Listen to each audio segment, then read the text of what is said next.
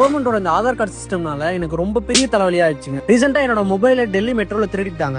என்னோட primary சிம்மோட duplicate sim வாங்கணும். அந்த சிம்ல தான் என்னோட banking details, business details, family, friends எல்லார்கிட்டயுமே அந்த நம்பர் தான் இருக்கு. என்னோட ஆப்பிள் அக்கௌண்ட லாகின் பண்றதுக்குமே அந்த சிம்க்கு தான் ஓடிபி வந்துச்சு. அந்த சிம் வாங்குறதுக்காக நான் ஜியோ சென்டருக்கு போயிருந்தேன். அங்க என் ஐடி ப்ரூஃப்லாம் கொடுத்து டூப்ளிகேட் சிம்க்கு லாகின் பண்ணும்போது தான் என்னோட ஆதார் பயோமெட்ரிக் லாக்ல இருக்கு, பண்ண முடியாதுன்னு சொல்லிட்டாங்க. பயோமெட்ரிக் அன்லாக் பண்றதுக்கு அந்த சிம்க்கு தான் ஓடிபி வரும்னு சொன்னாங்க.